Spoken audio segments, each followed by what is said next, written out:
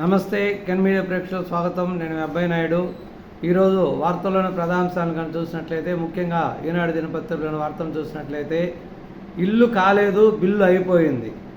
జగనన్న ఇళ్లలో ఖజానాకు 100 కోట్లు చిల్లు. తిరుపతి జిల్లాలో గుత్తేదారుల ముసుగులో వైకాపా నేతలకు దోచిపెట్టిన వైనం. జగనన్న కాలనీ అంటే 1.5 సెంటు స్థలాలు ఇచ్చి జగనన్న కాలనీలు కట్టించడం జరిగింది. అందులో 3 ఆప్షన్లు, మీరు సొంతగా కట్టుకునేది ఒకటి, లేదా కాంట్రాక్టులు కట్టించేది ఒకటి అనే 2 ఆప్షన్స్ పెట్టడం జరిగింది. కాంట్రాక్టులు కట్టించే విధంగా ఒప్పందం కుదిరింది. కానీ కాంట్రాక్టులు ఇల్లు కట్టుకున్నానే బేస్మెంట్ వేసి దాదాపు 70% బిల్లుని డ్రా చేసుకున్నట్టు వార్తలు వస్తున్నాయి. కాబట్టి దాని మీద ఇల్లు కాలేదు, బిల్లు అయిపోయిందనే ప్రధాన బ్యానర్ మీద వార్త రావడం జరిగింది. సాయిరెడ్డి కుటుంబం కబ్జా నుంచి ఏసీఐకి విముక్తి. త్వరలో ఏసీఐ ఎపెక్స్ కౌన్సిల్ మొత్తం రాజీనామా.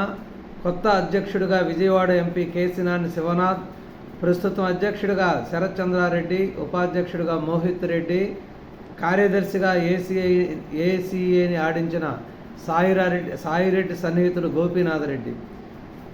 ఆంధ్రప్రదేశ్ క్రికెట్ కమిటీ అనేది మొత్తం కూడా వైసీపీ నాయకులతో నింపేసింది. అందులో సాయిరెడ్డి కుటుంబంతో నింపేసింది.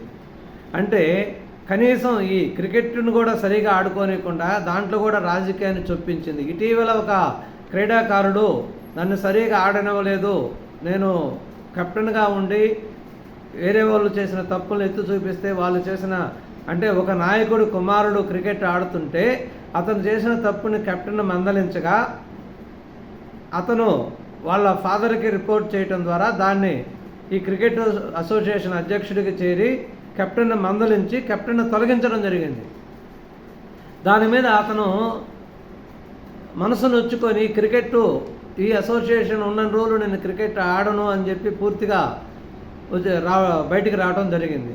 ఇది ఈ విధంగా క్రికెట్లో కూడా రాజకీయాన్ని చొచ్చించుకొని దాన్ని కూడా భ్రష్టు పట్టించినటువంటి ఈ వైసీపీ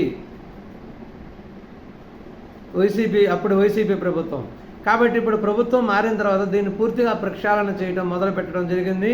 త్వరలో పూర్తిగా దానిలో ఉన్న కమిటీ మొత్తం రాజీనామా చేస్తుంది. కొత్త కమిటీ అధ్యక్షుడిగా దాదాపు కేసినాథ్ శివనాథ్ చిన్ని ఎన్నికయ్యే అవకాశం ఉందని తెలుస్తున్నది. ఢిల్లీలో ఏపీ సీఎంకు కేటాయించిన 1 జన్పథ్ నివాసంలో ప్రవేశిస్తున్న చంద్రబాబు. ఢిల్లీ సీఎం నివాసంలోకి అడుగుపెట్టిన చంద్రబాబు నాయుడికి ఢిల్లీలో పోయినప్పుడు ఉండటానికి నివాసాన్ని ఇంతకుముందు ఆంధ్ర భవన్లో అట్లా ఉండేవాళ్ళు. కానీ ఇప్పుడు ప్రత్యేకించి ఒక నివాసాన్ని ఏర్పాటు చేశారు. దాన్ని 1 జన్పథ్ అని కూడా పిలుస్తూ ఉంటాము. ఈ 1 జన్పథ్ నివాసంలోని తొలి ఏకాదశి సందర్భంగా నేను గృహప్రవేశం చేయడం జరిగింది. రాబోయే 3 రోజుల్లో భారీ నుంచి అతి భారీ వర్షాలు. బంగాళాఖాతంలో మరో అల్పపీడనం.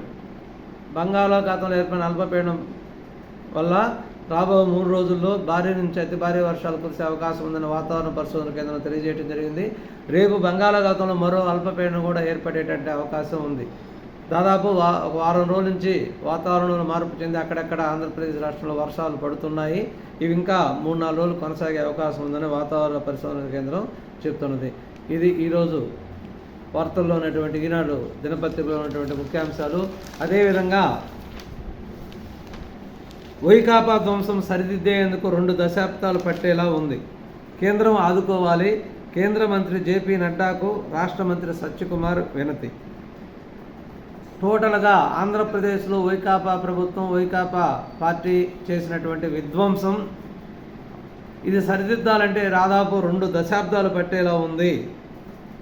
ఇక్కడ జరిగినటువంటి ఒక రంగం కాదు, వైద్య రంగం కానించి, విద్యారంగం కానించి, వ్యవసాయ రంగం కానించి, దేవాలయాల కానించి, శ్మశానాల కానించి, హౌసింగ్ కానించి అన్ని రకాల రంగాల్లో విపరీతమైన విధ్వంసం చేసి దాదాపు అకౌంట్లలో నిల్వ ఉన్నటువంటి డబ్బులను కూడా ఏమీ ఉంచకుండా కనీసం పిల్లల ఫీజులు కట్టినటువంటి, పరీక్ష పేపర్లు కట్టినటువంటి ఫీజులతో సహా పూర్తిగా తుడిసేసేశారు.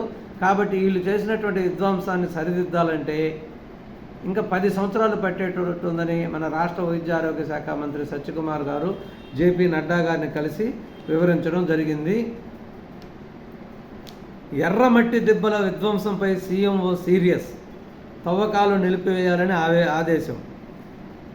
విశాఖ జిల్లా భీమిలిలోని భౌగోళిక వారసత్వ ప్రదేశం. అంటే ఎక్కడెక్కడ సహజంగా ఏర్పడినటువంటి కొండలు గుట్టలు అక్కడక్కడ ఉంటాయి. అవి చూడటానికి కనులు విప్పుగా ఉండి చూడటానికి ఒక అందంగా ఆహ్లాదకరంగా కూడా ఉంటాయి. అటువంటి కొండలు గుట్టలు అన్నింటినీ కూడా ఈ వైకాపా నాయకులు పనిగట్టుకొని వాటిని విధ్వంసం చేసి గ్రావెల్ని పూర్తిగా అమ్ముకోవడం జరిగింది. వాటన్నిటి మీద సీఎం సీరియస్ కావడం జరిగింది. దానివల్ల గ్రావెల్ తవ్వకాలు కూడా ఎక్కడెక్కడ ఆపేయడం జరిగింది. కువైట్ నుంచి స్వస్థలానికి చేరుకున్న శివ మంత్రి లోకేశ్వరరావుతో క్షేమంగా రాక. ఇటీవల మనం చూసాం పేపర్లో, దుబాయ్లో ఎడారిలో ఆంధ్రప్రదేశ్ వ్యక్తి చిక్కుకొని అతను అక్కడి నుంచి ఒక వీడియో తీసి వీడియో కాల్లో మెసేజ్ ఇవ్వడం జరిగింది. వీడియోని సోషల్ మీడియాలో పెట్టడం జరిగింది. నన్ను ఇక్కడి నుంచి రక్షించండి, నేను ఎడారిలో ఉన్నాను, ఎటు చూసినా నీళ్లు లేవు, విపరీతమైన ఎండ, నాకు తినడానికి తిండి లేదు, తాగడానికి నీళ్ళు లేవు అని చెప్పడం జరిగింది. దాని మీద లోకేష్ బాబు గారు వెంటనే స్పందించి అక్కడ ప్రభుత్వ అధికారులతో మాట్లాడి వెంటనే అతను ఆంధ్రప్రదేశ్ రప్పించడం జరిగింది. అతను కుటుంబంతో కలిసి అతని ఆనందానికి అవధులు లేవు. లోకేష్ చొరవతో మేము క్షేమంగా ఇంటికి చేరినాము, ధన్యవాదాలు అని చెప్పడం జరిగింది. వైకాపా నేతల భూదోపిడీని బయటపెట్టాలి, భారతీయ జనతా పార్టీ అధికార ప్రతినిధి లంకా దినకర్. ఇవి ఈరోజు ప్రధాన దినపత్రికలో వచ్చినటువంటి కొన్ని ముఖ్యమైన అంశాలు. తర్వాత మంచి విషయాలతో మనం నెక్స్ట్ వీడియోలో కలుద్దాం. అంతవరకు నమస్కారం.